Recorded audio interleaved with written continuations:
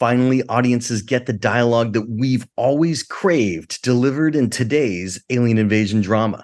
Howdy, I'm Jeff Goldsmith, and this is the Q&A, and my agenda is simple. Each week, I plan to bring you in-depth insights into the creative process of storytelling. And folks, today's guest, Brian Duffield, the writer-director of No One Will Save You. Yes, he did it. He cracked the code on the dialogue that we've all been craving for the alien invasion drama. And what more could be said about it other than a whole bunch of things that we're going to talk about in the podcast about such things. So I'm going to save that till later, but No One Will Save You has debuted on Hulu. It's an Hulu exclusive, and it is damn fine filmmaking, actually great visual storytelling. And Brian was very forthcoming about his creative process and what it took to get this film made. So I know you're really going to dig this episode. Now, it's right about here I usually promote Backstory Magazine and today's sponsor, which is Screencraft, by the way, and we'll get to them in a second. But, I want to say the strike is still ongoing. And as I'm recording this intro, the studios and the WGA have sat down yet again, and we'll see what comes of it. People are hopeful, but we have absolutely no idea. So if you live in New York or Los Angeles and would like to join the picket lines for SAG-AFTRA or the WGA,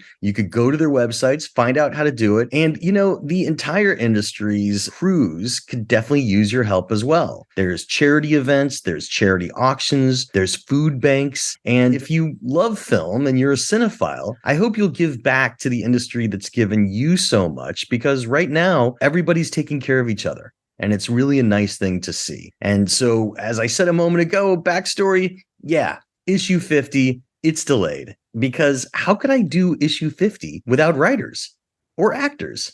I mean, it's crazy. Now, storytellers are storytellers, and because we have continued writing new articles even during the strike, we did recently publish issue 49.5. It's filled with every single thing that we've done since our Oscar issue ended. So it's got months worth of material, and it's got new Emmy interviews with directors, cinematographers, and editors, because they are storytellers too, and we interview them all the time. And it also has previous to the strike interviews that we did with writers about writing. And so, look, we are going to wait and keep posting new articles to issue 49.5, which is, by the way, a great issue. So if you're a subscriber, keep checking on our site to see the new articles that go in there. But yes, we are waiting to start on issue 50 until the strike is over, and we could talk to our screenwriting pals who we have been reporting on and interviewing for years. Now, so that brings us to today's podcast. Brian Duffield is a hybrid. He is a writer and a director, and the DGA does not have a policy of not doing interviews during the strike. And so therefore, Brian was able to do this interview and still abide by the proper WGA guidelines regarding interviews during the strike. So overall, we're going to lean a bit more towards directing, but it's okay to ask a question or two about writing. So that's okay. And we did, but it's really going to be a fascinating look at Brian Duffield as a storyteller. But before we begin our interview, let's hear from our sponsor, Screencraft. Screencraft wants all WGA writers and SAG-AFTRA actors to know they support both guilds in their historic strike for better working conditions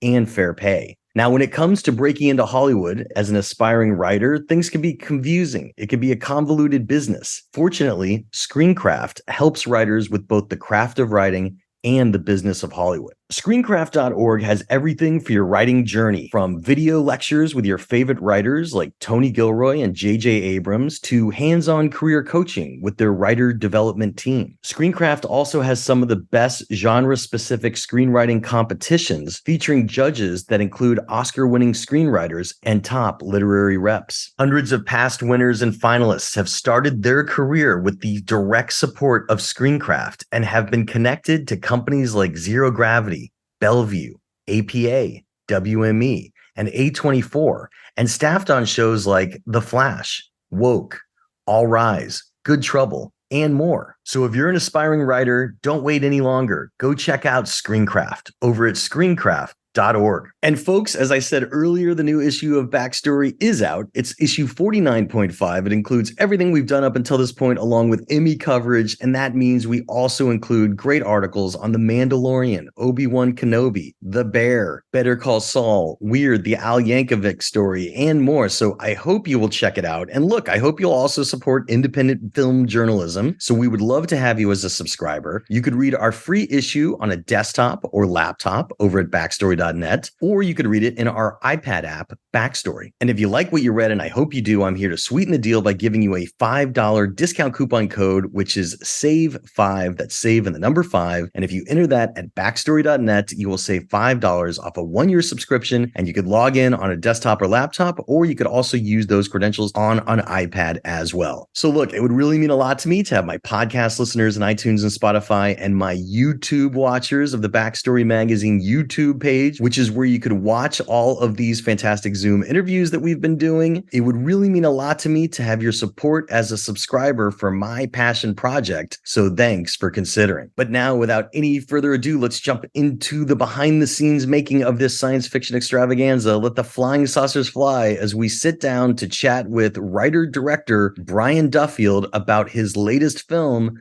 No One Will Save You, on Hulu. Okay. Brian, it's good to see you, man. How's it going? Good, man. How you doing? Good. And I'm glad that we're able to do this because I had the pleasure of seeing No One Will Save Us on the big screen the other night. Us is the sequel. Oh, is it you? But we joke that No One Will Save Us is our sequel. And I hope you make a sequel. Actually, here's a question. Do you have an idea of where a sequel? I have like a very, very, very like half thought, but I also mostly just like the idea of it does not make any sense for there to be a sequel, and that is part of why I think it would be really funny to do sometime. And Caitlin and I joke that it should be like our Before series, where it's like every 7 years. It's just a completely different genre and thing. But the joke's always been No One Will Save Us is number 2. But yeah, I can't imagine doing it. I think it would be fun. I mean, it's a big world, and I'm sure there's some other things going on in it relating to these here aliens. I wouldn't do a sequel without Caitlin, which makes it even more complicated and confusing narratively. I like your Before concept. I think it would be interesting to see,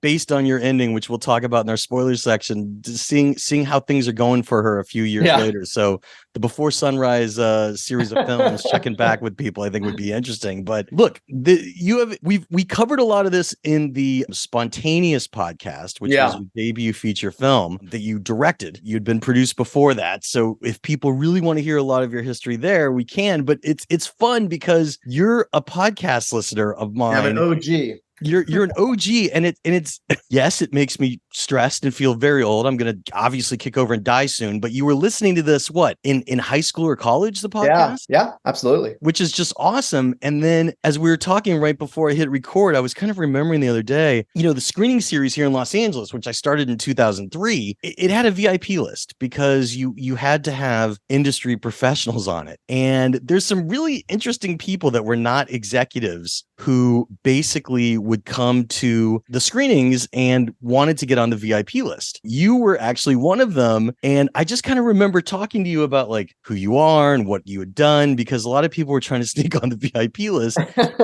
You're just writer kid hanging out. And you told me that you had been listening. Just saw me a lot. Yeah. Yeah. So when did you start listening again? It would have been like 03, 04. It was. Wow. I remember listening to it through college. Yeah. Okay, because I launched in 03. Yeah. So you were. Yeah, I started college in 04, and I remember listening to it all throughout college. Yeah. The screening series launched in 03. The podcast launched in 05. And then when did you make it out to LA? 08. 08. Okay. Yeah. All right. And then you started coming to the screenings, right? Because they're open to anybody. Fresh off the boat. Yeah, like immediately. And so what do you remember as your first screening? I think the first one was Foot Fist Way, which was great. Because I think we got to LA like the week of Crystal Skull. And we were very excited about Foot Fist Way. And I felt like that one wasn't at night. It was like during the day. You're completely correct. And it was across the street from Paramount. Yeah, we were all broke and unemployed interns and didn't have anything going on yet because we had just gotten here. And then we went to the Foot Fist Way. McBride and Jody were there. Was it just the two of them? I was so happy to get that because I absolutely love the movie The Foot Fist Way. Yeah. And Danny McBride is just a powerhouse. Yeah. And he co-wrote it. And people were amazed, like, oh, you could act and co-write, because like every now and then it happens. And you're right. They totally stayed afterwards because although they had premiered at Sundance earlier in the year, it was still unclear exactly how far out that movie was going to make it to reach audiences. Yeah, I remember because they talked a lot about, I think they opened the same day as Crystal Skull, and which was I think they were just amused by. Yeah. Because if you were to get lost in the shuffle, that would be the date to get lost. Well, I like this idea of like the podcast kind of being out there and helping writers, like just for today's conversation, off the top of your head, what's something that you got out of it listening in college that you think would be good for us to redo and make sure we hit today? Or is it just the usual? Because I have a format, I pretty much stick to it because I want to help other people. I love the fact that somehow it helped you. I think this is going to make me sound like a dickhead. Please.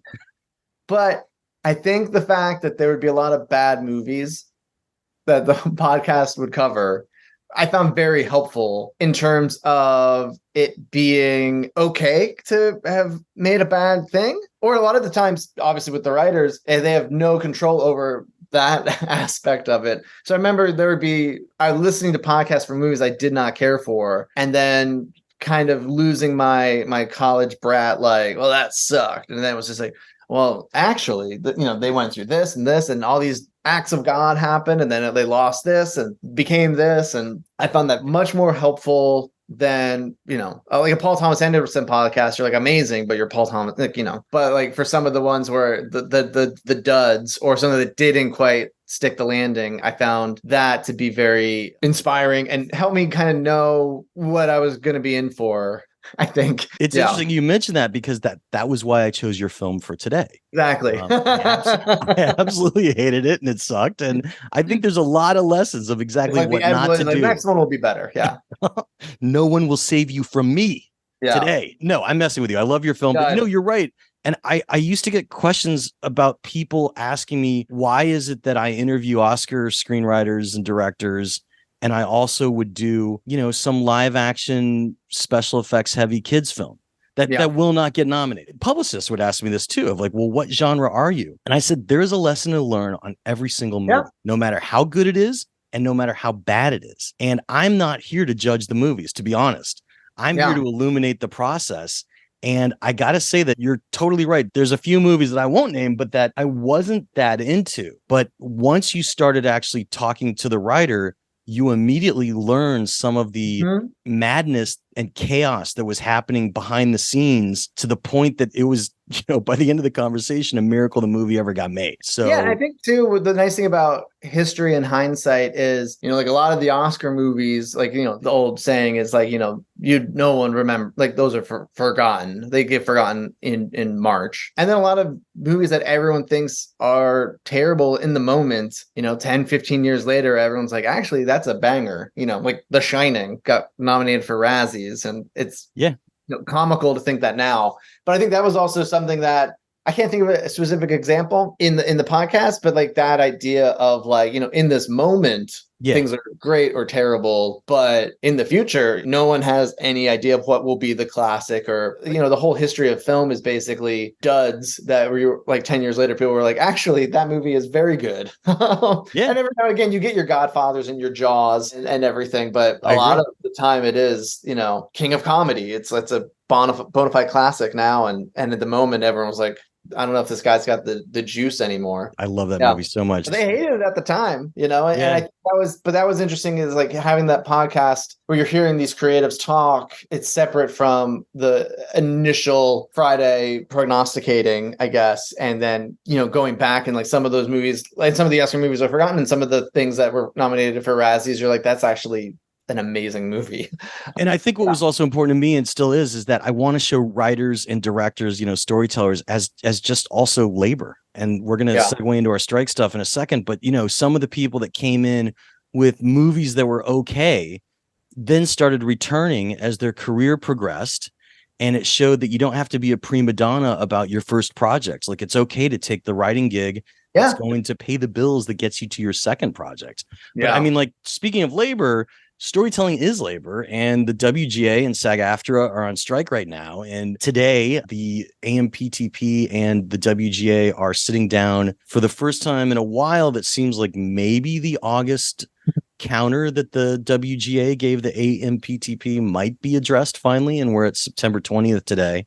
And so what's your strike experience been like, and how did becoming a WGA writer change your life? I love the Guild. And even like, having to do press because I'm a director, there's an unease that I have there too. But also because I'm a director, I'm the last man standing on this movie because Caitlin obviously can't do anything because she's SAG and is very much in support of everything that SAG is asking for. And so, yeah, no, it's just, I think we all just want to feel like we are all teammates. And I think, when you make a movie, your crew really becomes your family. And that, I would say that includes a lot of executives and creative people at studios. I had a wonderful time with the studio on this movie. And I think it's a bummer when there are the higher ups that are making some of these calls that don't see the value in that, or think they can just stretch that a little or a lot farther than they should. And so I think, I just want to feel like everyone's on the same team, and it feels like to the AMPTP, they feel like they are on a different, better team. And I think the Writers Guild and SAG are trying to be like,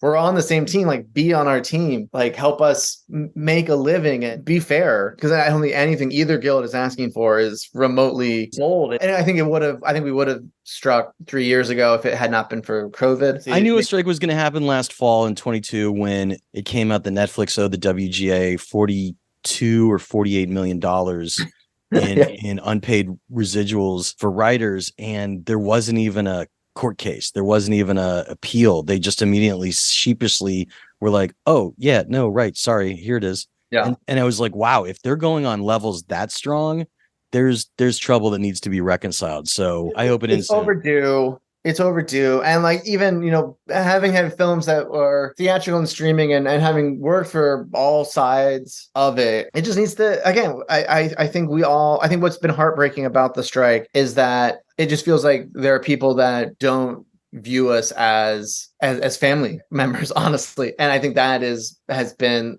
the bummer, where again, and like, you don't want like the Scrooge McDuck of it all, but I think, we are both actors and writers, and IATSE, if they go next year, we all want to just do cool shit. We want the studios to be extremely successful, because that helps all of us. Bummer that the studios don't want us to be extremely successful.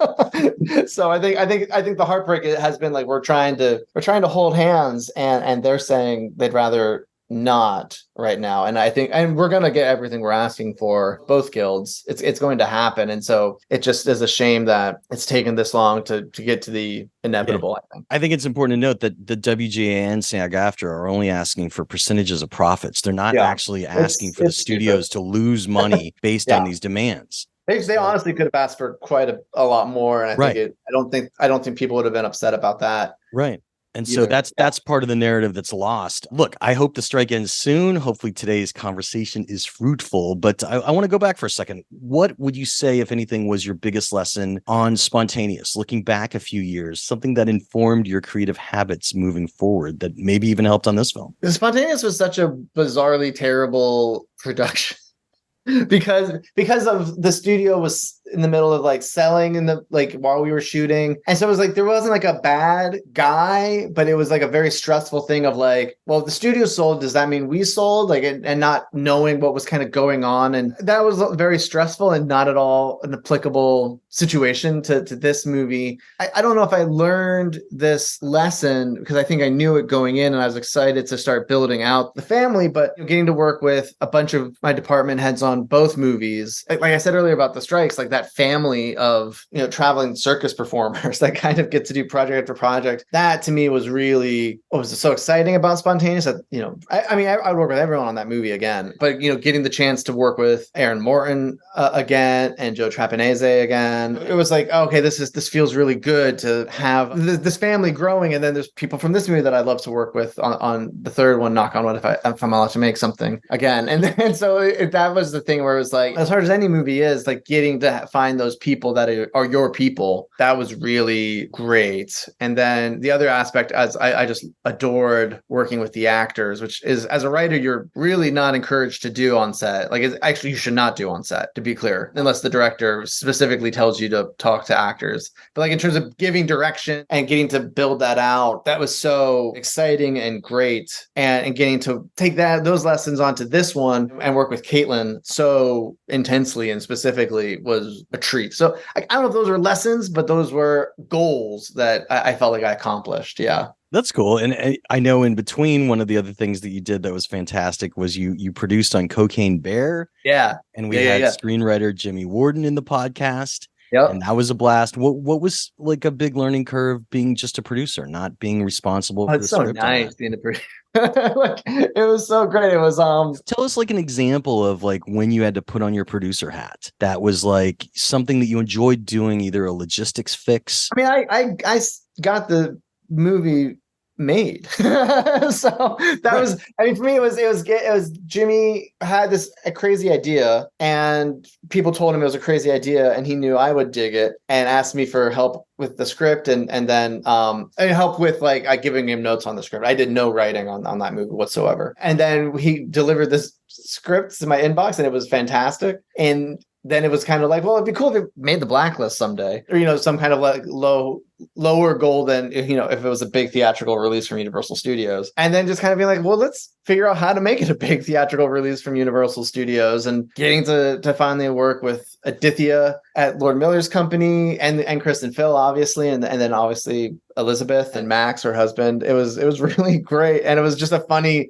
like, I've never had such an easy experience. Like, the COVID slowed it down for a while, but it was just like, we're going and we're making this movie, and we made the movie, and people saw the movie, and it was just endlessly funny to me. Like, I just got the 4K yesterday, and it's just like, oh yeah, that was like, it was Jimmy and I send each other a lot of dopey shit. And then it was like one of those things that it became a successful Universal Studios theatrical wide release movie. And it was a really enjoyable and wonderful process. Again, that's not even applicable, because it's like, I've never had such an easy experience getting something made, and especially for something that is so outlandish like Cokie. It was karma coming back for the difficulties you faced. Yeah, exactly. Like, you deserved something easy. Well, so let's get to today's film. No One Will Save You. So tell us, basically, we're still in our spoiler-free section, but when did you get the idea for this unique alien invasion movie? And I know that's a boring question you've answered a million times, but we got to give the baseline to the listeners. Sure. No, it was a couple ideas that I kind of smashed into one, where I had the character of Bryn, and there was a couple of direct inspirations for that character, and I just really like this idea of this kind of recluse young woman who was kind of built her own little world in her house, because she didn't have a community, without getting too spoilery, and didn't really know what to do with that character. And then I had this idea of, the aliens work so hard to get to Earth. That's the big deal for them. Like, walking into someone's house is, why wouldn't they just instantly do that? And then that was like, well, what happens if a movie starts there? Like, narratively, where can that movie go after your first 5 minutes? You kind of are where a lot of movies end. And then at some point in my brain, the two ideas started flirting, and it made a lot of sense to me that for some spoiler reasons, and some reasons where I was just like, oh, this character's point of view is very specific and unique to this genre, and there being an element where people don't want to help her in a situation where the world is ending. I was like, I really want to spend time with that character and see what the world ending looks like from her point of view. Well, so let's talk about influences. The one thing that I think is kind of clear in the trailers, and it's really very early in the movie, I don't think this is a big spoiler, is, obviously there's an influence of Close Encounters of the Third Kind. Mm-hmm. And as a kid and watching it the first time, the UFO passing by the house. Yeah. Lights everything up at night. The record player's on, the lights are on, everything's going crazy. And I kind of always just assumed it's like alien technology versus, Earth technology. You did something interesting early on in which the aliens are actually able to control that chaos. Yeah. And furthermore, weaponize it rather than it being kind of this little electrical overcharge mistake happening, like a surge. Talk about when that idea entered, because it was very interesting to see, because that has been repeated a million times since Close Encounters. And it was interesting to see a new take. I think it was about knowing, 5 minutes in, Caitlin's going to see that there's an alien in her living room. And the audience is going to see that there's alien in her living room and then needing obstacles to get worse for Caitlin. And it being like, okay, every time we get to see the alien again, we're learning a little something new and interesting. And again, kind of going back to like, these guys are smart enough to get here. That's such a, we've gotten to the moon and that's it. Right. And so just the idea of like, okay, yeah, these guys came here, they mean business, they can control things that we might not be able to comprehend yet. And, going into like the Reddit threads of it all, like, and like the Blink 182 stuff and everything, like that's a lot of that stuff is what they talk a lot about. I mean, they go so far as to like, they can like soul swap and all, they go way overboard, which maybe they can. But that was always something that was interesting to me of this alien that's not really paying attention to Caitlin initially, and then kind of starts understanding that she's, moving around and trying to avoid him, and then using that as a little bit of like the cat and mouse, like making the net get smaller and smaller until he has to kind of use a little bit more drastic actions. Because I think it kind of starts off where he's not aggressive, he's just kind of in the house, which is a problem. And then just having it be like, okay, every time Caitlin can do something smart, it can backfire, where he can be like, you can't use the phone, you can't, you can't lock the door, like these different things. We're just wanting it to feel like every time she did something where you're like, smart girl, he was just like, what are you doing? And giving them a little bit of the force felt like a very quick way to say she will not be able to beat them. And then we have fun with that. Yeah. And again, it was a very cool idea to weaponize kind of that electric surge activity. What were some of your influences? Obviously, there's things ranging from the Twilight Zone episode of the lonely old woman. I believe it's the Invaders. There's everything here from, the last time we saw the gray aliens with almond eyes. Really scary, in my opinion, would be Christopher Walken in Communion. And then there's, the X-Files, Jose Chung from Outer Space. But really, we haven't seen a lot of the almond eyes aliens in a while. And they've kind of become known more as an emoji. So making them scary again, and some of your influences, I would be curious to hear about. First, I just love the grays. And I love that it's rooted in truth in terms of the Roswell of it all, as opposed to like just like a classic monster design that got co-opted throughout the years. Like, it's not Predator, which was designed for that movie. That design comes from before movies. Don't know what you're talking about. Predator's a documentary, but please continue. Exactly. And then, so I always love that. And then knowing that we were going to, show the shark immediately, basically wanting it to be the kind of thing where as soon as Caitlin glimpses it, the audience goes, that's an alien. Like, I know it's not a bug man or, Swamp Thing or it's alien. I know it. And then it gives us a lot of fun it's surprising how early that all happens. I think it makes the audience go like, where's this movie going immediately? And then also it gives us the opportunity to, like we talked about with the electricity and stuff, that you get to kind of start adding new features and bugs to the gray that you don't expect and you don't know are coming. And it's a fun little game of pulling the rug out from you. Or Caitlin thinking like, at the start of the movie, the alien is making a lot of noise when it's walking around and doesn't care if it hears her. And then Caitlin realizes that if it wants to, it can kind of be very stealthy and quiet using its toes. And that being like, the thing that was keeping her alive was that this thing was making so much noise, and then realizing like, oh, but that doesn't even count anymore. And just getting to build up those bonus features felt like if you start with the gray, you can do that, as opposed to if it was like a more esoteric or weird design, just everything becomes weird. And you're like, I don't know what the threat is or what is not the threat. So it just felt like a really fun way to kind of be like, here's an alien 5 minutes into the movie, where are we going next? And then getting to play with it. And then, I just missed the gray, and I wanted to give them dialogue and culture and all these different things and just kind of fully commit to that. And we'll get more into that in the spoilers section, of course. And I love the toes that are almost like fingers that could just like lift it up and allow it to tiptoe or tip finger, whatever you want to call it, because it's very creepy and it worked great. Well, so obviously you're talking more as a director today, because WGA is kind of overall embargoing some writer interviews, but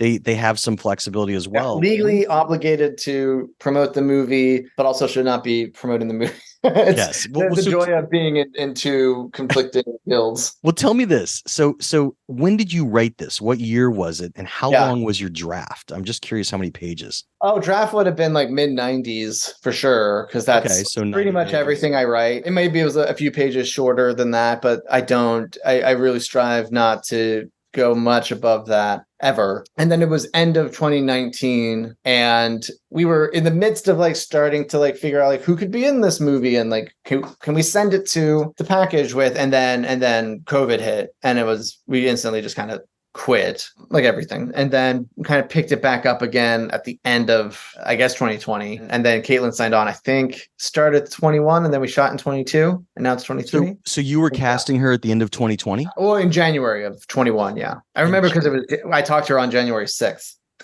Wait, you talked to Caitlin Dever, the lead of your movie, on January 6th, the day of the Capitol riots? Yeah, because we insurrection talked about because we zoomed for a couple of hours, and we signed off kind of being like, who knows, what's going to happen today. And then we both turned on the TV, and we saw what happened. I think we both texted each other, and we were like, well, shit. But it makes it an easy way to remember talking to Caitlin, and then remember being like, oh, I think she's going to do the movie, and then turn on the TV and being like, oh, there's people in the Capitol. Yeah.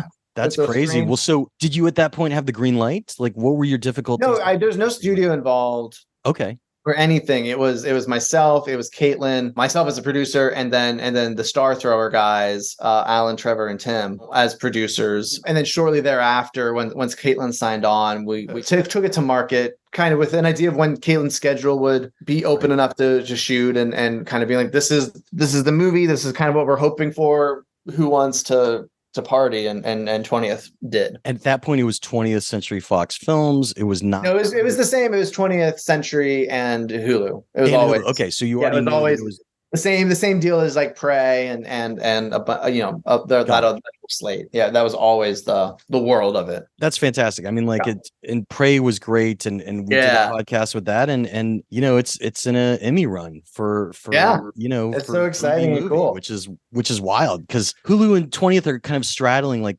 theatrical feel, but as a TV movie. Yeah, it's a weird category. Yeah. I think it's really cool that it's obviously movies like Prey don't get to be nominated for Best Picture all too often because of genre bias. Right. Even that movie's such a banger. But it's the fact that it can get nominated for like 6 Emmys or whatever, you're kind of like, well, maybe that's pretty cool. I mean, people forget TV movies used to actually have theatrical releases overseas back in the day. Like Duel. Yeah. Right. So I mean, like, there is a history to this. I just, if they want to give me an Emmy for this movie, I'm down. Hey man, let's start the campaign. But it's interesting because, like, I had the good fortune of seeing it in the theater, and I know that Hulu's business model does dictate that they need to have new content for their streaming service, subscribers. But I actually hope that this gets a little bit of a theatrical release later on too, because what a great Halloween movie this would be for more people to see in theaters, because it played great with the crowd. But by the way, seeing it on your home TV will be just as entertaining. And I think, just to even clarify, like, it was all like, we were lucky enough that there was a couple places that wanted the package of the movie. Right. And 20th and Hulu were very clear it will debut on Hulu and not have a theatrical component. So it was something that we knew going in, and chose over theatrical components elsewhere. Actually, if you're able to say why, was it because they just gave you a better package to make the movie that you wanted? No, it was, I think I was very nervous about knowing how it's a really weird movie, and knowing there was a big difference between testing at streamers and testing at studios. And for obvious reasons, like, the studio will have to spend 30 plus to however many tens of millions of dollars promoting the movie, that has to kind of get to as many people as possible, that all have to ideally like the movie as much as possible. And knowing some of the stuff that happens in this movie and some of the narrative choices and things like that, I was like, this is not, by design, not necessarily a movie for everybody. I think hopefully it's some people's favorite movie, but knowing I would get to be at a place where some of that pressure to make Coca-Cola wasn't there, I guess, and that it could be a little bit weirder and stranger, and that is kind of what makes it noisy on the platform, that it is a little unusual. Like, similar, I think, Prey is obviously great popcorn, but like, they were trying to make that movie theatrically, and we're hitting a dead end until 20th sold to Disney, and the Hulu thing became an option. Then it was like, well, this is exactly the kind of unique take that is really exciting to like be at home on a Friday night and click on and be like, I don't know if I'd pay $20 to take this swing, but here it is. And then I think the movie is so good that you're like, everyone's like, oh, of course, in hindsight. Obviously, in January of 21, there was only rumors of a vaccine, so you couldn't even be sure what theatrical would mean for the movie at that time. Oh yeah, that too. People hadn't even been vaccinated, so again, it's a good call. But did you get Final Cut? Was that part of your freedom? I did not get Final Cut, but nothing happened in the movie that I didn't approve. That's great. Everyone was making the same movie, and including Asbel and JR at 20th. And when they would disagree with me about something, it was because they really loved the movie and would kind of hold my feet to the fire and be like, is that really the choice you want to make? Because we know you and we think this is maybe not.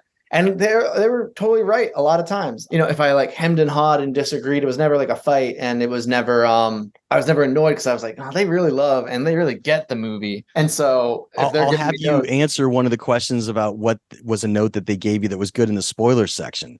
So hold on to that for a second, because I do want to hear it. So what was your budget and schedule? I'm never sure if I'm allowed to say what the budget was, but it's smaller than people think. and then the schedule was like, it was like 35 something. 35 days? Around, because there's like it's a little blurry in my head. We got like a little bit of extra time at the end because we had so many shutdowns. So there's like a last Saturday that like they were like, okay, you can go shoot that Saturday and wrap out, because we had a lot of weather shutdowns that kind of scenes didn't wind up getting shot and we had to improvise. And so I don't remember what the final tally was. It was a blur. But if I could get a general range on the budget, would you say over 20, under 20? Over 20. Well, the majority of the movie's budget is visual effects. And so it's like this strange split where I think the production budget is way smaller than people think. And then the visual effects budget is way smaller than people think, but they're tied together. So yeah, that makes sense. Yeah. That's good to know. Well, look, it's hard to talk about this any further without getting into the spoilers. So podcast listeners in iTunes and Spotify, YouTube watchers of the Backstory Magazine YouTube cast, where you could see Brian and I talking in the flesh here on Zoom. Press pause if you have not yet seen No One Will Save You. Go watch it on Hulu. 88 minutes long. It won't take you long. You know, just as Brian would want, find the smallest possible device to watch it on. Your watch. And you know, put it across the room. That's right, an Apple Watch that's like across the kitchen with something else on a bigger TV. And then come back, because we're going to be talking spoilers. And so look, the biggest thing that was interesting as I was watching it that I just loved, I was making notes of like still no dialogue. Yeah. Nobody said a word. And you know, obviously the Twilight Zone invaders, you know, that episode has pretty much no dialogue until the last minute or two, and like it's silent as well. And you went for it here, and I thought it was really cool. At what point did you realize that nobody, even when the townspeople are together before the invasion has happened to the rest of them, that no one's going to talk? I kind of realized that it was dialogue free about halfway in, because I think for me, I knew I wanted to be lean and mean, and that she was going to be really isolated and not have a community. But I didn't think of it as silent. But I think for me, the bigger thing was I knew I didn't want, like before I started writing, I was like, I knew I didn't want like the TV that tells her what's going on in the world, because I thought that was the scariest part, is that she's trying to get information and trying to get help, and no one is willing or wanting to help her. And so even when I knew she was going into town, I knew what was going to happen in the police station was going to happen in the police station. But beyond that, I knew like no one was really going to come to her aid. And then kind of around then I was like, well, she hasn't talked yet. And this whole thing is about people not wanting to hear her voice and being kind of offended by her existence. And then it just felt like that was such a natural character place that you could take dialogue away as a real means to show that she doesn't have relationships and she doesn't have people, and there's no one she can rely on. I think the electricity thing you brought up earlier, I think the part of that was I was like, I got to break her fucking TV because then she could quickly try to find CNN And I'm not going to top, the Shyamalan stuff in Signs. I guess what you were doing was really basically going for a low exposition threshold in which we only know what she knows, and you wanted to keep that next to nothing, which is a good tactic because it keeps the audience guessing. Yeah, and again, like the movie starts so fast too, and there's nothing that you're not going to understand. Like, it's an alien invasion. Yeah, exactly. And then there's a lot you don't understand even when the movie's over. But Caitlin does not understand, and that was something wanting to play with, that the aliens don't necessarily have to make sense. Like they can be non-linear almost in their way of thinking. And part of it is frustrating to Caitlin. Like all of a sudden they are aggressive, and all of a sudden they are kind of helping her out, and all these different things. And so that was important too, where it's like the aliens and who are talking and explaining their thought process to her the whole movie, but she just doesn't get to see it or understand it. But getting to that place of, if we understand what we're supposed to understand, if we don't understand, Caitlin doesn't understand. And that's kind of the real divide and split there. That makes sense. What were some early left turns? It's always fun to hear early ideas that for a day, a month, a week, whatever, you were convinced this is the way the movie's going to go.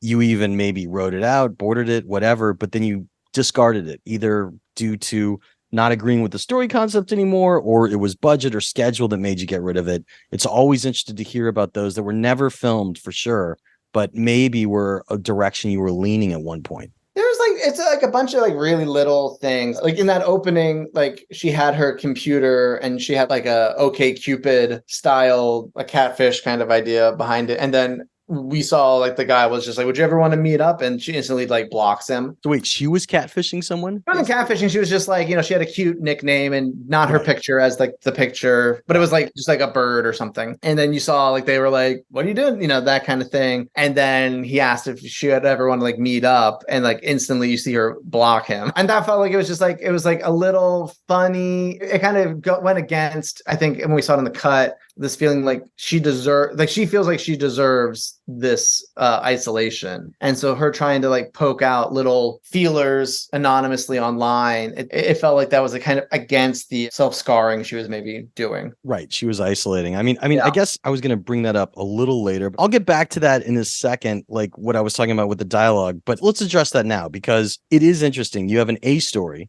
which is the alien invasion. You have a B story, which is a childhood trauma. And she's writing letters to somebody. It's clear that the townsfolk don't like her. They look at her, they talk behind her back.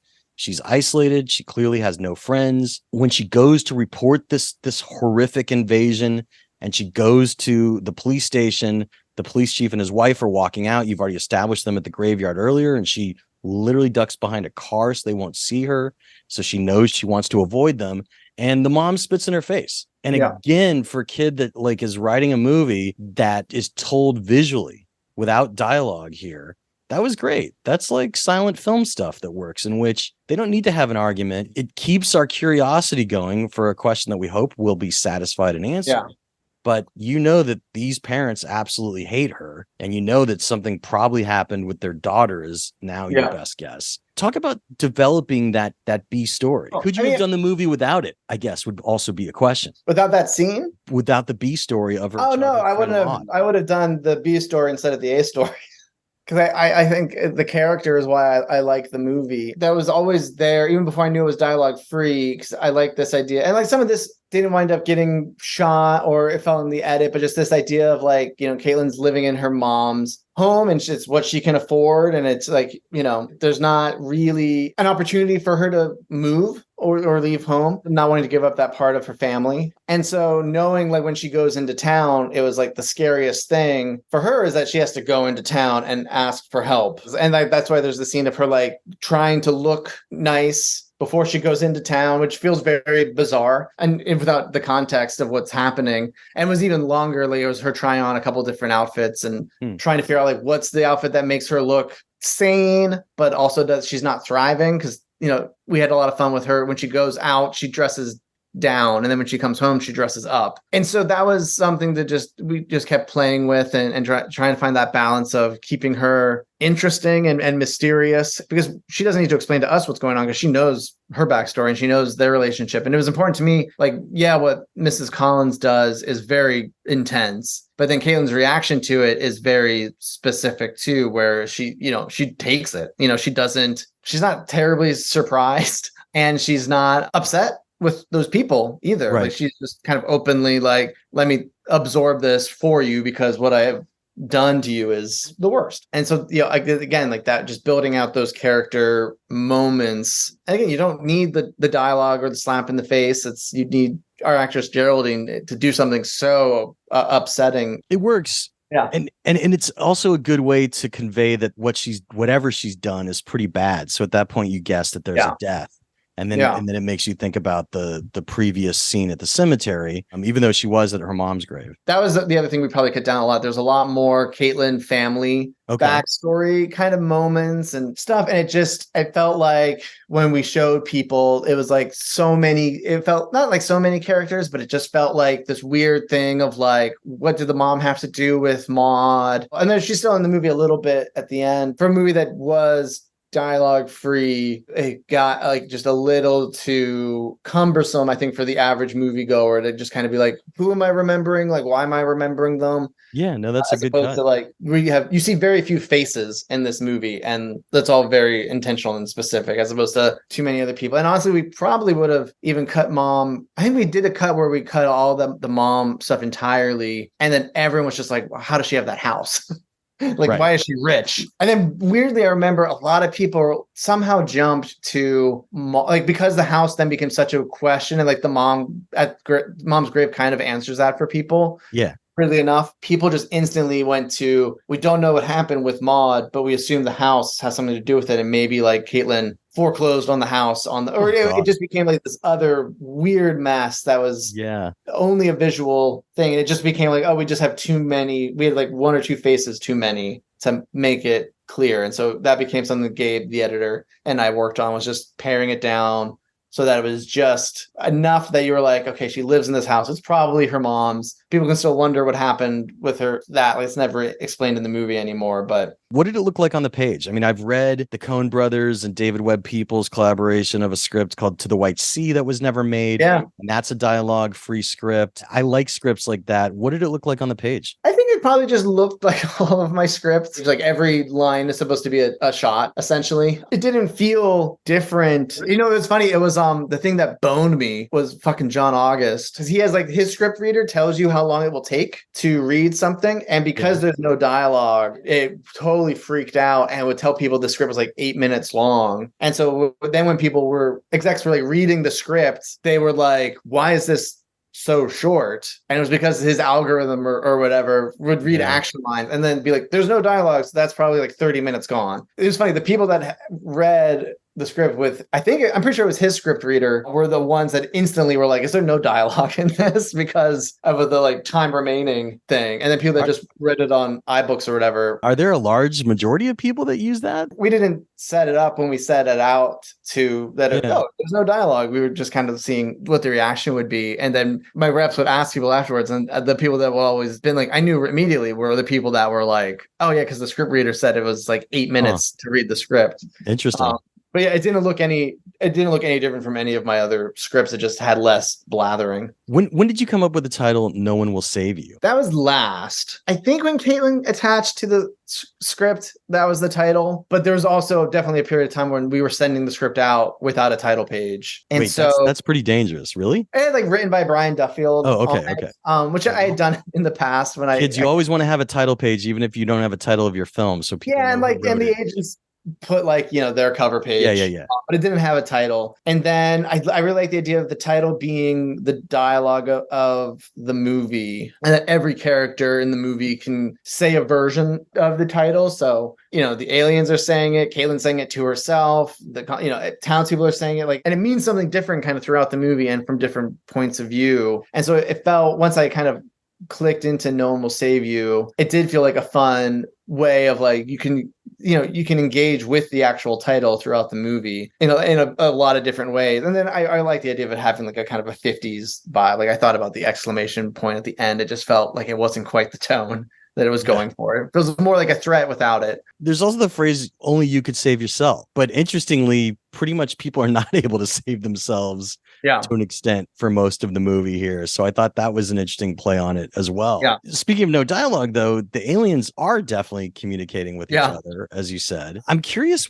how much description you would even give on the page indicating what they're communicating. Was that something that came later? Oh, yeah. No, it was never, because Caitlin doesn't know. And so maybe I would say like she recognizes a phrase, but I don't even think I did that. That was something in post and on set we talked about a lot, where like, this is what they're saying, this is what they're doing. And I don't think I even said that to Caitlin. The crew that needed to know knew. And then like the sound guys, it was like, this is, and the DNEG, our visual effects guys, it was like, this is what they are doing in this moment. This is what they're explaining. This is what is happening. And Caitlin, so did you come up with a separate script kind of cues for them? Separate script. Like one of the things we talked about a lot is like when they do talk, there's usually multiple tones at once. And so that was our way of being like, we talk in one tone, and if they're talking in 3 or more tones, like each tone is a sentence. And so these guys are such big brained fellas that the idea was that when they are talking, they are shooting paragraphs at her in the space of a sentence. And so even if it wasn't English, like Caitlin just wouldn't be able to hear that much at once. But just that was like a fun idea that we talked about, where like when they're talking to her, they're explaining why they're here, what they're doing, what's going to happen next. And she's not understanding and then is freaking out. And they're just kind of like, stop, like just let it happen.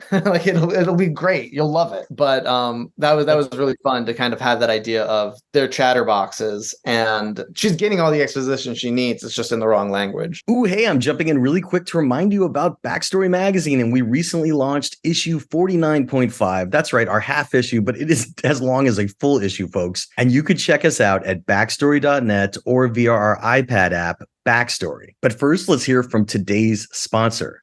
Screencraft supports the WGA and SAG-AFTRA strike, and it is a fantastic website capable of putting together writers and managers to launch their careers. It's also a great resource featuring both writing lectures and a ton of genre-specific screenplay competitions with judges who themselves are top writers, some of which have been Oscar nominees or Oscar winners, and top literary reps as well as the judges. So folks, make sure to go show your support for Screencraft by heading on over to screencraft.org. And after you're done with Screencraft, I hope you'll also go right back to backstory.net and check out what's inside our latest issue. There's a ton to see there. And yeah, it's issue 49.5 because we can't in our right minds do issue 50 during a strike without the ability to fully interview screenwriters about their writing. So we show solidarity with the WGA and also with SAG-AFTRA. We hope the strike is over soon, but we know the writers aren't going to give up until they get the fair deal that they deserve. I hope you'll consider supporting independent journalism, which is why I'm happy to offer you a discount coupon code SAVE5, which will save you $5 off a 1-year subscription to Backstory Magazine, and you could enter that code in our checkout cart at backstory.net. So look, it would really mean a lot to me to have my podcast listeners and iTunes and Spotify and my YouTube watchers of the Backstory Magazine YouTube page support my passion project. So thanks for considering becoming a subscriber. But now, without any further ado, let's jump right back into our interview with writer-director Brian Duffield about his latest sci-fi film, No One Will Save You, which you could watch right now on Hulu. Look, as your progression as a director, and we promised that we would talk about the directing today specifically because that's what you can definitely talk about as a storyteller too. It's fascinating because on Spontaneous, your use of dialogue is really snappy. It's great. And you as a director proved, yes, you know how to cover dialogue scenes from multiple people, from multiple angles. But here it's like a back to basics because essentially as a director, you're telling your story so visually that it was just a pleasure to watch. And I'm curious in pre-production what the experience was like for you, because really your skills directorially grew so much between the two films. And I think part of it was the format that you gave yourself, in which you were forced to be more of a visual storyteller here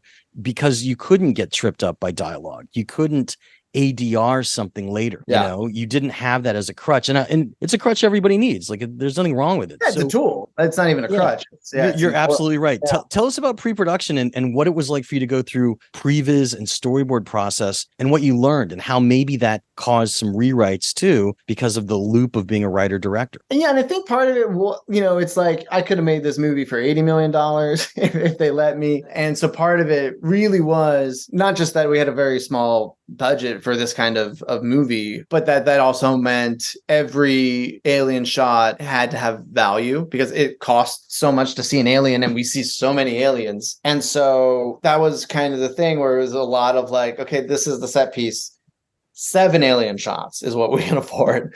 And so almost working backwards from that, where like the script would change, that where you wanted people to feel like they were getting way more aliens than they expected. And that being the fun of the danger is ratcheting up for Bryn consistently. I guess it wasn't surprising because I assumed that this was what would happen, but because of and this is probably true on $200 million movies too, it was like, okay, this is as many shots as this movie can have in this set piece. So how do you build a set piece around this many shots? And sometimes they can't be too complicated of shots because the complicated shots also cost more money. And so it was like, okay, really picking and choosing the best. Because again, if I had $80 million, I'm sure it would be a very different looking movie. And I probably would have been a little bit more rambunctious. But I was like, hey, someone is going to give me this money to make this weird movie. Let's crack it and figure it out. And so that's what, I worked with previous company a little bit, and then DNEG, and then Aaron Morton, and then Ramsey Avery, our production designer, to kind of be like, okay, like I can't see the alien all the time, so he needs to be able to be behind things, or we need to be able to obstruct him sometimes just because budget. But also trying to never make it feel like that was the reason why. Because again, you also had this full growth to the aliens in which there's the regular sized one. There's, a little runt of an alien that maybe was a child. I don't know what it was like.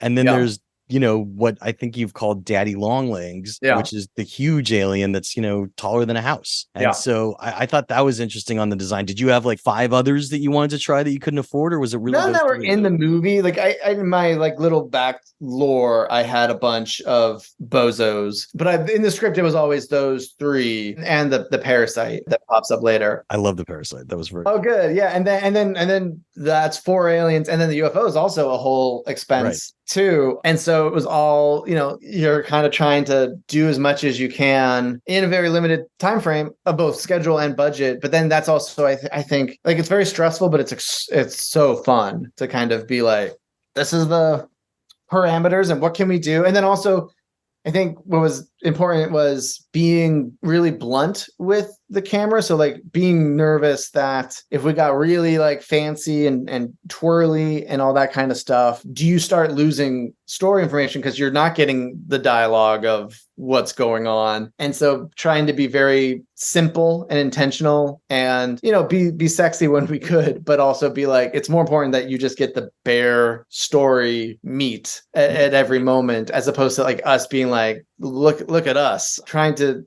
have the camera just be by Caitlin as much as possible and not show off, which is, it's not a bummer, but it just was like, we really focused on being like, this, people are going to watch this on their fucking phones. That's funny. And wanting to make sure that, they weren't going to get dialogue. They weren't going to get all this other information. So like visually it had to be like, even if I don't know what's going on, I'm understanding what's happening right now. And so that was like our biggest visual challenge. Yeah. I mean, the joke is for streamers, part of the WGA strike has included people talking about really bad notes that they've gotten in which some of their shows were intended as second screen experiences in which you should be able to fold laundry, eat, cook, not pay attention, but you cannot do that in this. And I think that's great, and it's going to work well for you. Some people are going to be really annoyed that they can't play video games at the same time. Well, so earlier you were talking about notes. Tell me some of the good notes that you kind of got that you were alluding to, and how you kind of adapted to them. I mean, it would just go down,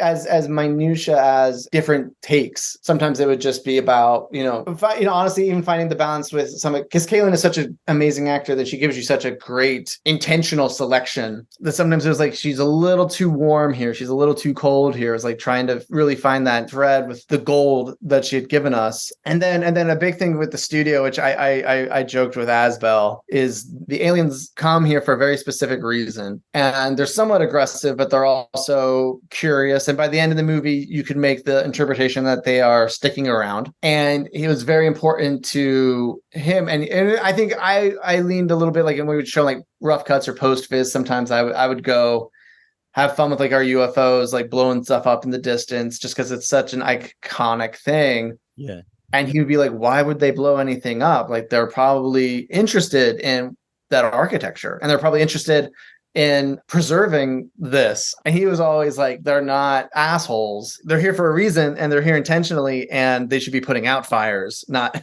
starting them. Any other studio would be like, yeah, they should fucking nuke everything, which would not have been to the story that I sold the guys on. And he was very diehard that, you know, they can be frustrated with Caitlin. They are here for a reason, but like aliens, you know, UFOs blowing stuff up in the distance is not our movie. They're putting out fires. And so there's a shot where there's a bunch of UFOs flying around and you can see they're putting out fires, yeah, it's which is a very funny studio note. But at the same time, in terms of all the conversations we had about the aliens' motivations and where the movie winds up, he was 100% right. You know, well, let's lean into that right now because basically, you know, look, I hope that some people out there think that this is a sequel to Astro City by Wes Anderson because of the stop motion movement of some of these aliens. You know, at times they're popping. They could have been in the Canon film classic Break-In, or even Break-In 2, the Electric Boogaloo. Yeah. So let's talk about this because this is where your story has some of its questions answered and new questions asked. We find out when Bryn is running around and the aliens keep trying to take her over. They try and do it with the host, you know, in her mouth. And she has such a strong will that she fights back against them. And then she comes across herself and she fights herself in the forest. And that's a very Joseph Campbell-esque story point of, you know, the killing of oneself to evolve, or really the killing of the former self to evolve. And she does kill herself, even though the alien version of her stabs her twice. She does kill that alien version and still runs on. And this is where the aliens finally are like, we got to escalate this to a supervisor. She's yanked up into a UFO. Their process on Earth has not worked. And they all come at her with these long ET fingers and basically touch her brain. And that's where we see what happened to Maud. Mm-hmm. And this, again, is choose your own adventure style. You could have gone a lot of different ways here. And I'm just curious, some of the other ideas that you played with in which how Bryn killed Maud. It was just two girls fighting as 12-year-olds. They're upset with each other. Bryn is pushed to the ground. She grabs a rock, first thing she has, and she knocks Maud in the face with it. And clearly it killed her. I could have seen it a whole bunch of other ways. I could have seen it a drunk driving accident when they were teenagers in high school. Like, there's so many other things that could have happened.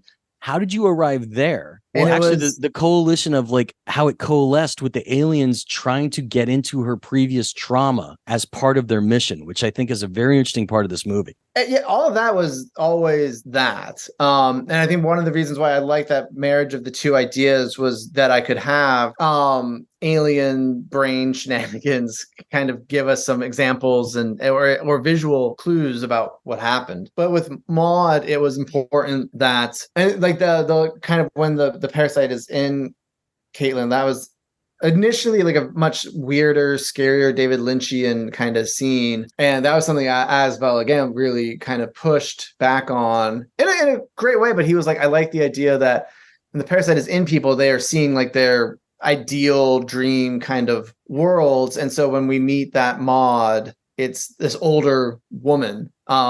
It's not the child, it's an older woman. And that is inadvertently what makes Caitlin break free, where and the aliens are kind of giving her these spoonfuls of sugar, essentially. And Caitlin being like, I know this is not real because this hurts, even though they are giving her this, you know, the number one dream she would have had. Some always discussion about like, you know, can it be, you know, they're arguing, Maud slips, falls, and bonks her head on a rock. It was always that Bryn had to be the reason why she wasn't alive. And it needed to be like the Collinses were not bad people. Like, you're like, yeah, I get it. The goal when you learn it, you're just kind of like, oh, that poor, like, obviously devastating for Maud, but also devastating for Bryn, and that she did a bad thing. It went so much worse than she meant for it to go, and it ruined everyone's life in the movie. And so still having a place where it's sympathy. And, I remember, the Slender Man documentaries that came out a while ago really got under my skin, because those girls were so little, and it felt so different than like a school shooter. When you're that young, like your brain isn't fully developed, and just everything about those I found very upsetting, especially because those girls were so little, and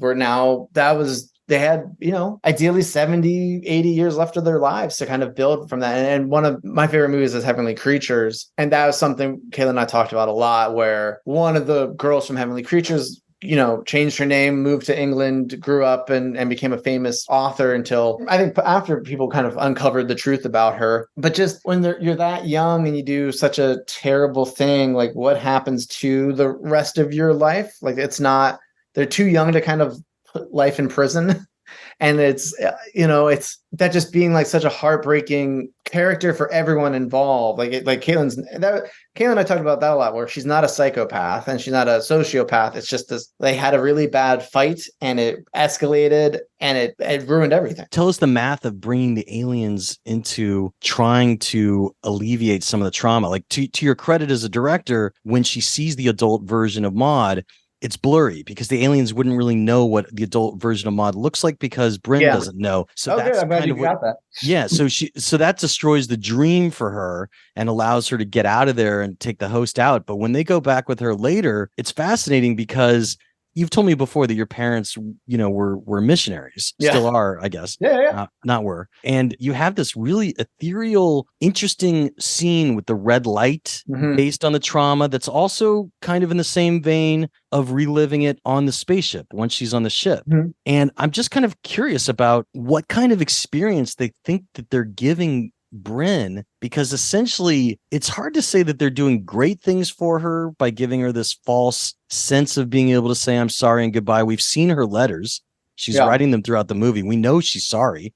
We know she's trying to say goodbye, but they're also taking away her free will, especially by the end of the movie. So I'm curious about I don't know. I don't agree with that, but well, tell me what you think. No, I think in the post-Parasite scene, I think for a lot of other people, they're living their dream Super Bowl Sunday. They're with their families, and it's great, and the Eagles win the Super Bowl, and they're just kind of in this joyous ecstasy state. And Caitlin gets presented that, and I think it's too heartbreaking for Caitlin to accept that, and kind of that's where like the Matrix breaks a little bit for her. And then when she's on the ship with the aliens, like everything that she sees like is something that happened. Like that is a very specific inside of memory world. And so that's why little Bryn is in all of those scenes as well. And then kind of inadvertently, Caitlin's Bryn gets this opportunity to kind of confront and comfort her younger self and kind of get a load off of her shoulders, as it were. But the aliens are merely, they're just watching that. They're not controlling, they're not doing anything. And I think one of the things we talked a lot about with the aliens, and again, trying to keep them alien, but the idea being like they don't necessarily think in the same manner we think. So trying to keep them alien, but then also that they are very interested. They are conquerors with a taste for the finer things. And to what Steve always harped on about them not destroying things, because they're very interested and curious. And I think also that emotionally, there's an element where they don't have certain emotions and feelings like we would have. Like it wouldn't make sense for the aliens to have like a one-to-one emotional landscape like we do. And that being something that is just very curious to them, where it's just, she's a very interesting character, and the aliens go, she is a very interesting character. And there being like a little bit of museum quality to her. Is there a religious aspect to what? There's for sure a big religious aspect. But I think it's a religious aspect. It's very explicit in the ship itself by the end. But I think emotionally, it being the kind of thing, when we see the aliens, they're not like seeing Bryn's backstory and having like the tear roll down their cheek. Like they're pretty unknowable, but there's a conversation happening about this person. And I think when you watch the movie a second time, there's a lot of stuff in that opening with Bryn that kind of suggests some of the benefits that they see in her for their future world. But there's never a moment in the movie where Bryn doesn't have free will for me. Like things might be happening to her, but Caitlin is. But what about the end, to be honest? Because like the end is everybody's going to be talking about it. Like, the end is that after being in the UFO, she's there happily dancing, as are all the other townspeople that we've seen taken over like zombies with something in their, with the host in their throat. And it's kind of interesting in which you could argue that it seems like you were bringing up Matrix a second ago. There's that line about the steak. He'd rather not fight the machines. He'd rather just be back in the Matrix eating steak, even though he knows it's fake. And it seems like as conquerors, which you also just mentioned, the aliens are essentially giving people the happy memories that they wish they could have had in the real world, but that are definitely not real. And they're all just kind of mindlessly dancing around in the end, which to me says they've lost their free will. A lot of them have. Yeah. I don't want to like over explain things that I think it's fun. It's like, I honestly, I got two messages after the Arrow. One was that I ruined the movie because the ending was too happy and sentimental. And the other was that I ruined the movie because the ending was too bleak and angry. And I thought that was very funny. And also why I don't engage once people see the movie. But I was like, I like that there's a discussion to be had there. But I think for me, the main thing is I definitely wanted to play fair with the intentions of the movie. And so if you don't see something happen with Caitlin, it probably did not happen with Caitlin. The whole movies were so in lockstep, side by side with her. So you're saying there's a host in other people's throats, but not hers at that point. You see when she's at her neighbor's house, you see his throat kind of bulge and ripple. Absolutely. And they're all holding their hands up to the sky. No, but even at the end, when she goes before the dance number, you see like when they're all gardening, she's kind of happy and la-di-da, and they wave to her and they have their throats ripple and she waves back. And it's not a spoiler to say her throat does not ripple. Right. And I'm not trying to be sneaky or tricky. I think the movie tries to play as fair as it can with what's going on. But at the same time, the important thing about what's going on is that Caitlin emotionally is much better off and happier at the end of the movie than she is at the start of the movie, because I love her and I root for her, and I didn't have the heart to do anything cruel to her. And I think she tasted the fantasy and didn't think it was real and couldn't accept it. I think that for me, it wouldn't make sense to put her in a second fantasy of her, not with her own choosing. There's never a point in the movie she doesn't have free will. Okay. As the audience watches it. Yeah.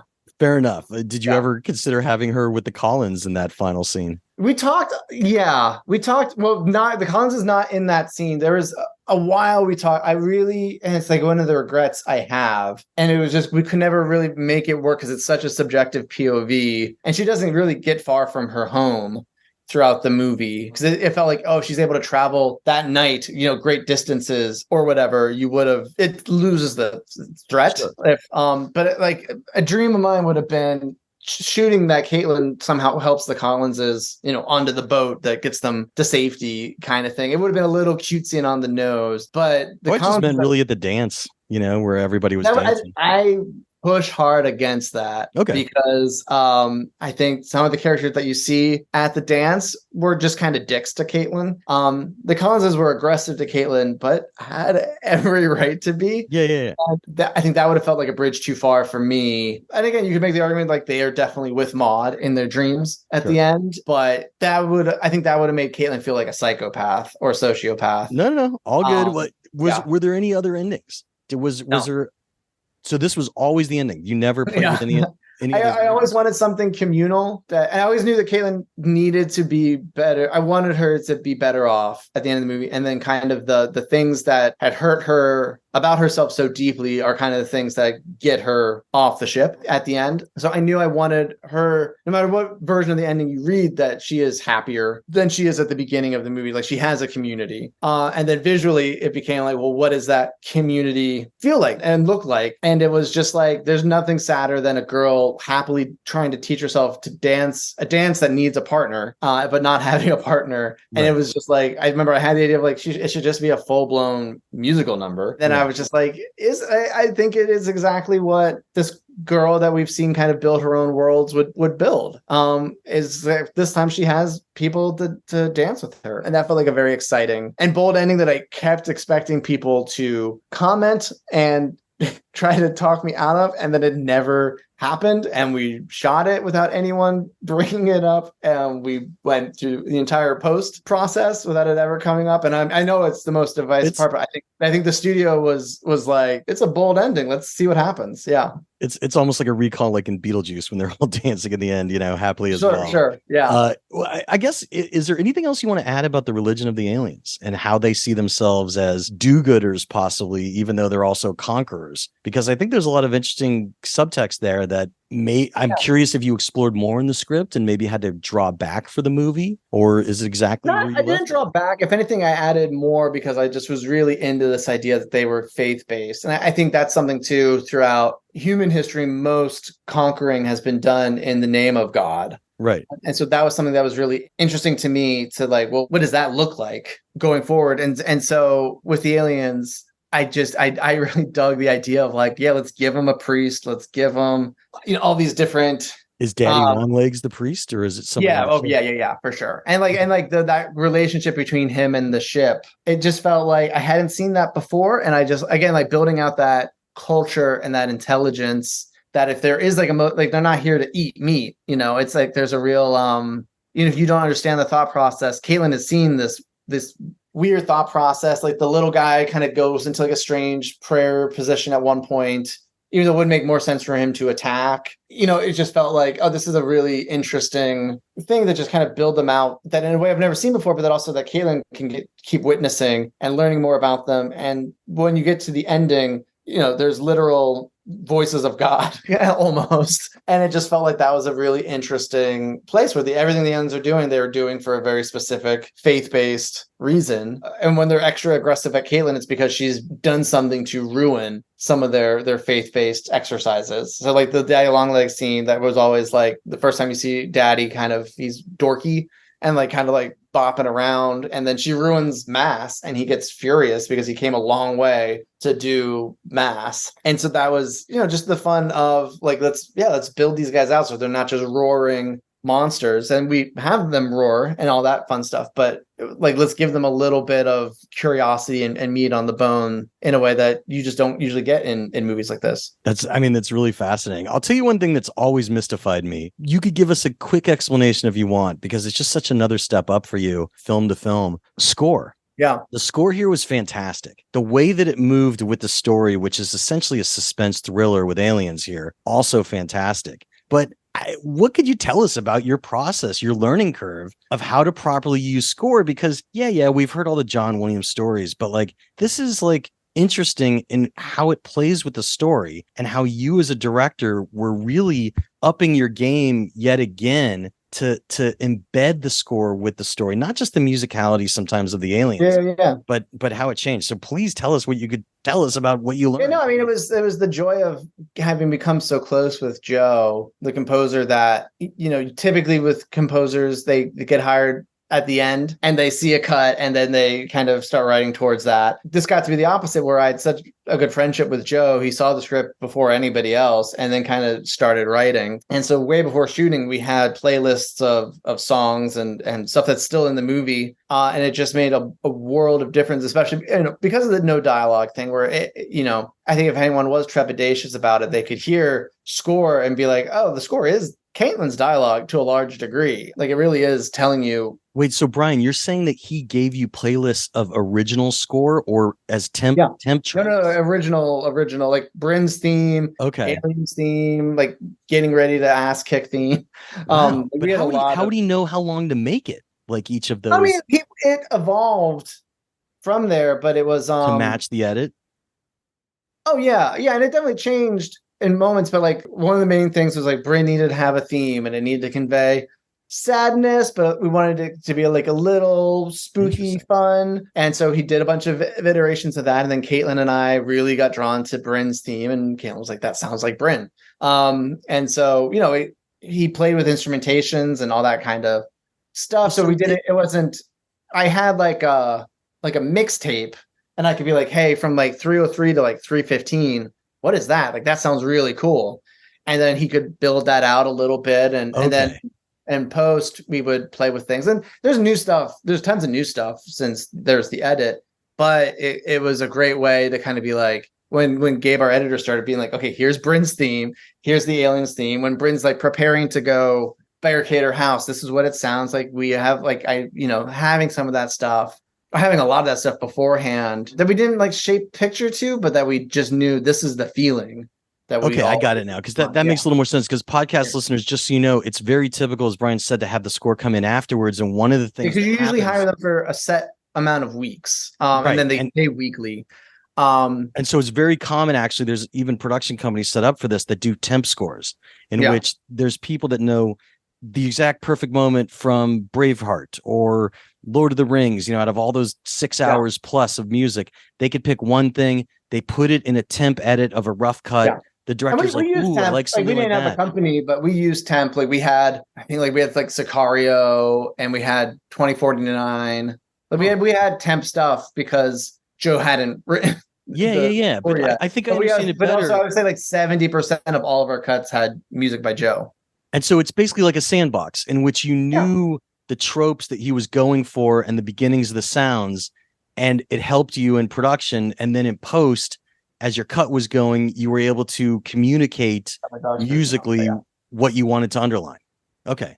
Yeah. That makes sense. Yeah, that's exactly right. Yeah. Okay. But the studio got to hear a lot of the score before we started shooting. And it really took away, not that it took away all the questions, but it just kind of made everyone go, I get it. I get what the movie is. I get what it feels like. I get the tone. Like even with Caitlin, sometimes she could just be like, oh, it's like this moment in the score is what I should be feeling. And I was like, yeah. That's so much better than my direction.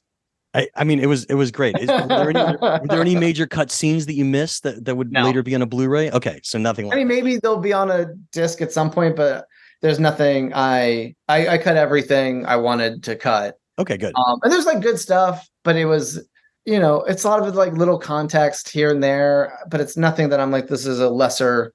There was a reason it got cut, and there wasn't like a heartbreak scene for me. I love cutting things out. So there's never been like a scene where I was just like really regretful. Yeah, it needed to go. I mean, movie needed to get better. What was your toughest scene, both as a writer on the page, the one you kept coming back to over and over again, and as a director?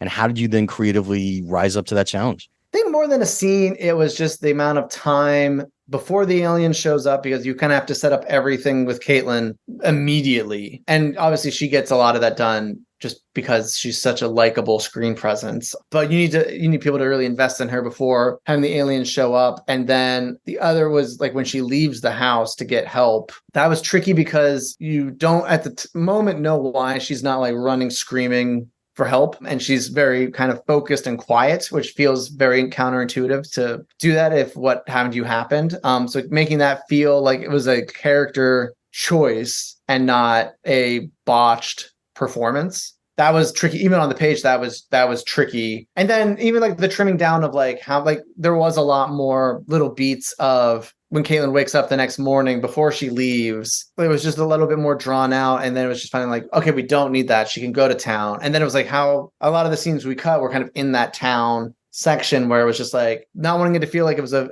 ineffective escape, but it was like, what's the smallest version of that middle that we can have where she does get back to the house, and then the audience knows, okay, I know what happens next. Because for a lot of that middle of the movie, it's very unclear about what the movie's going to do next, in a way that it was a struggle to make sure people were engaged versus it feeling like Caitlin was walking around too long, I guess. That makes sense.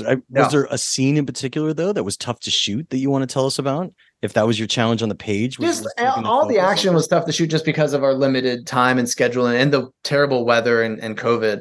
Yeah. I remember a moment where you weren't sure you were going to make your day. Oh, yeah. Just because the COVID surge hit the week right before we started shooting. And so day 0, we lost a bunch of department heads and crew. And then kind of consistently we're losing people left and right to like the 10-day quarantine. So like day 0, I was like, I don't have a DP. I don't know what's going to happen. So did you get knocked out or did you make it through okay? I made it through okay, and Caitlin made it through okay. And then it became less fun because you lose some of the camaraderie of like the hanging out. When we were in prep, like Louisiana was down to like 20 cases a day kind of thing. It was so minimal. And then it erupted to, thousands of cases a day. And so not really getting that like hang time, and knowing Caitlin and I were the two people that if you get it, the whole movie shuts down. Yeah. And I selfishly was like, if that happens, and coincidentally say you lose 4 weeks because of a shutdown, if Caitlin and I both got it, I was like, we're never getting pickups. We're never getting, the chance to like fine tune this thing. And I before we started shooting, I love pickups. I was like, that was part of my plan, at least, was to like come back in a little bit to just make sure I could clarify some things. And so it was just important to me. I was like, this movie will be much worse if Caitlin or I get sick. And Caitlin agreed. And so we were very hermit-like throughout the shoot, which was a bummer because you want to hang out with everybody. But it was just like, I got to get through, because if I don't get through, this movie is going to be less good. Was there a pickup that was really important to you? The biggest thing was when we showed the first cut to friends and stuff, because it was dialogue free. And we didn't have her neighbor we had him at the dance at the end, but we didn't have the other little scenes, like the yoga scene and everything. It was like 50% people going like, why are the aliens picking on her? And the other half being like, oh, this whole thing is happening in her head, because there was no outside world engagement, because we had tried really hard to keep it really minimal, basically, but just like the little bus beat. That was like the pickup where we were like, okay, we need to clarify a little bit more that this is not just happening to her, it's happening to at least someone else. So we didn't have like a ton of money for pickups, but it was like, okay, we can have a house, we can introduce this neighbor character. We had such a great experience with that actor on the dance that it was kind of like, well, let's bring him back and kind of build up this little side story where like she drives past the neighbor, he kind of scowls at her. She goes to his house later, it's destroyed, and there's crop circles, so you can assume what happened to him. She returns home to her neighbor's house, and he's there and has changed with other people. And then that kind of gave us all the leverage we needed to be like, okay, this is not just a Caitlin-specific thing. This is happening elsewhere in the world. But all you need is to see that there was a neighbor who was not as lucky as she was. And you're calling that the yoga scene because they're all reaching for the sky. Yeah. That was just what we joked about it on set. And we thought about them doing the same hand motions as Daddy, but then very quickly it was like, it's going to feel like TikTok. Yeah. And the alien dance. Didn't have the context of Daddy yet. And so it's just like, okay, like let's have them have praise and worship hands up to the saucer, and that kind of being a little bit of a starting to piece the pieces together of that faith, because that is very Sunday morning. Oh, that's wild. That's a great pickup, because obviously you just having him in the dance and then doing more with him to go back really gave you he was all the thrilled. information you needed. He's a local Louisiana dancer, and then he got to get the phone call a couple months later where it was just like, would you want to be in the movie more? So I think he was like, I mean, that's a great fix. It was a great fix because it was like our biggest two notes, or same note, but two different interpretations. Yeah. And then that fix killed the note. And that's always great, where you're like, I'm sure people will have other complaints and other things, but it was like, it made it very clear. I think I leaned too hard on her point of view, no exposition. And I think, honestly, because of weather, there had been other things there that were taking its place. And we were like, okay, let's see if we can live without those scenes, just because we couldn't shoot everything because of our weather shutdowns and whatnot. And then we got to post and we're like, you kind of do need a little bit. And so it's even less epic and big than I think what the original plan was, done cleanly. And having him be the guy, I think, is really... It was great visual language. Like, it solved all of your problems. It was simple. You didn't need much exposition. That was like one day at that house, and just... It showed transformation, because otherwise you don't see anything of the townsfolk's consequences other than the bus and the postman. Yeah, well, even that, I think the problem with the bus was it was so isolated that people were just like, did she just lose her mind and run off the bus? And I don't know, like the bus was just not, I think our hope was like, maybe the bus is enough to suggest what's happened. And then you get to the mailman coming back for mass, and then you introduce the parasite elements. There need to be like one other thing so that people were like, okay, got it. Because no one in the town is freaking out yet. And so that was our fix, which I think perfect. Really well. Yeah. Anything you want to tell us about what you're doing next? I have no idea. I have literally no... Good man. No clue. I've been striking. I would love to direct something I didn't write. That's like this long held dream of mine. That's interesting. We'll see if it ever happens, but Yeah. I owe nothing when the strike is over. So Well, I'm just going to be hunting for a job, and I haven't been writing during the strike. I've been playing with my kids and napping a lot. So you have been very generous with your time, and I cannot wait to see what you do next, whatever that is. And I hope the strike ends soon. Brian, thanks so much for hanging out and talking with us today. Thank you, dude. Always a joy. And that's how the Q&A went down. Special thanks again to writer-director Brian Duffield for being so generous with his time and coming down to chat about his latest film, No One Will Save You, which you could see right now on Hulu. And I got to say, it's just wild that Brian has been listening to this podcast since college, before his first produced screenplay credit. And without a doubt, it's so nice to see his work continue to evolve. And I really love this film, and I know you guys will too. Of course, as we've said before, Backstory Magazine and this podcast and myself, of course, we completely support the WGA and SAG-AFTRA in their ongoing strike. We hope it ends soon, but not until the writers and the actors get the fair labor agreements that they definitely deserve. And of course, I would like to thank today's sponsor, Screencraft. You could head on over to their site, screencraft.org, where you could find lectures from people like J.J. Abrams and Tony Gilroy, and also a bunch of screenwriting genre-specific contests with judges who include Oscar-nominated and Oscar-winning writers, along with top literary reps. So what are you waiting for? Head on over to Screencraft over at screencraft.org. Of course, while you're surfing around online, I hope you also check out Backstory Magazine over at backstory.net. Yes, we just published issue 49.5 recently. That's right, I can't publish issue 50 in my right mind while writers are on strike and we cannot interview them fully about screenwriting. So we're at 49.5. Now, it is a full issue. It ain't a half issue even with the 0.5, but issue 50 is kind of a big deal to me, so I just couldn't name it issue 50. But it includes everything that we've done since our Oscar issue, which is a lot, and it includes Emmy coverage, both that occurred before the strike, that does include writers, and really cool articles that we did during the strike with cinematographers, directors, and editors, because they're storytellers too, and they're often featured in the pages of our magazine anyhow. So we figured, why not lean into it? And we did. And the results are fantastic. So you can see what's inside at backstory.net in our table of contents. And if you've never read us before, you could read our free issue at backstory.net on a desktop or laptop, or you can read the free issue through our iPad app, which is called, amazingly, Backstory. Yeah, imagine that. So look, your support for independent film journalism means absolutely everything for me. So I really hope that you will consider becoming a subscriber. It would mean so much to me to have the podcast listeners and iTunes and Spotify and the YouTube watchers of the Backstory Magazine channel who can see all these Zoomcasts. It's free, just sitting there right on YouTube. It would really mean a lot to me to have y'all become subscribers to Backstory Magazine. So thank you so much for considering and using discount coupon code to save yourself $5 while you're at it. The Q&A with Jeff Goldsmith is a copyright of Unlikely Films Incorporated in 2023. All rights reserved. Folks, if you want to reach out to me, you could find me as Yo Goldsmith on Twitter or Backstory_mag on Twitter. You could use those same credentials over on Instagram, Yo Goldsmith or Backstory_mag. I have a Facebook fan page. You could reach out there as well, or you could even write into backstoryletters@gmail.com, and I promise I will get back to you. I'm Jeff Goldsmith, the publisher of Backstory Magazine and the host of the Q&A, thanking you for tuning in and telling you to stay out of trouble. Till next week.